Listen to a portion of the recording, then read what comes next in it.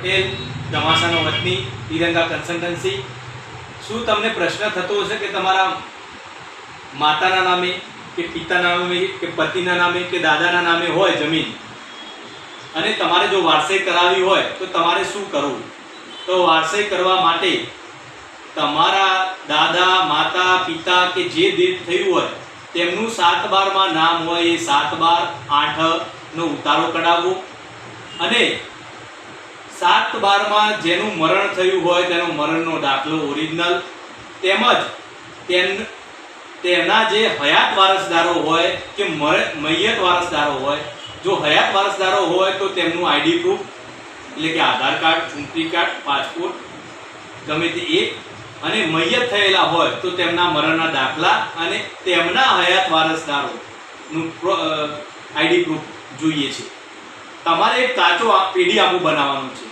જેમ કે તમારા પિતાશ્રી ઓફ થઈ ગયા હોય તો તમારા પિતાશ્રી ઓફ થઈ ગયા હોય તો તેનું ઉપર નામ લખી તેની મરણની તારીખ લખવાની, પછી તમારી મમ્મીનું નામ લખવાનું, તમારી કોઈ બેન હોય જે મોટી હોય એનું નામ લખવાનું, પછી તમારું નામ લખવાનું। જો 3 વારસદારો હોય તો 3 બતાવવાના, 2 હોય તો 2 બતાવવાના।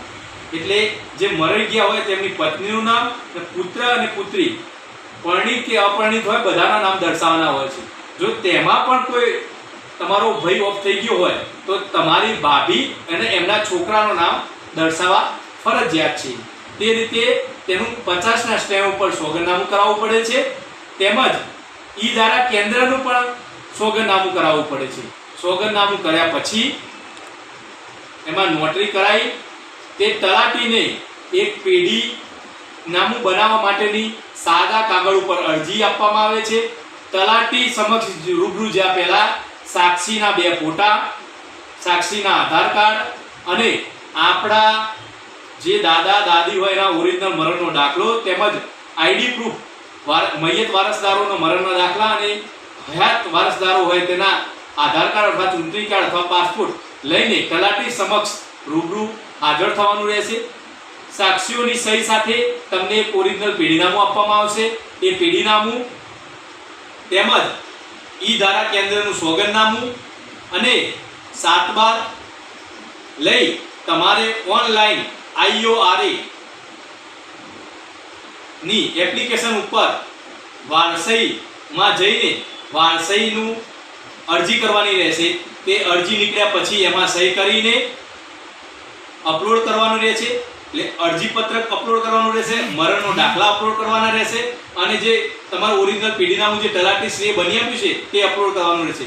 ત્યારબાદ તમારી કાચી એન્ટ્રી જનરેટ થશે અને તે કાચી એન્ટ્રીની પ્રિન્ટ કાઢી આ બધા ઓરિજિનલ ડોક્યુમેન્ટો આપણે ઈ ધારા કેન્દ્ર તમારે જે તે તાલુકામાં લાગતી હોય ત્યાં જમા કરાવવાનું રહેશે। ત્યાર પછી તમારી વારસાઈની 135D ની નોટિસ આવશે। નોટિસમાં સહી કર્યા બાદ તમારે 45 દિવસ રહીને તમારા જે 7/12 માં તમારા માતા પિતા કે માતા ઓફ થઈ ગયા છે તેની જગ્યાએ તમારા હયાત વારસદારોનું નામ આવી જશે। જય હિન્દ, જય ભારત। લાઈક કરો, સબસ્ક્રાઇબ કરો, શેર કરો।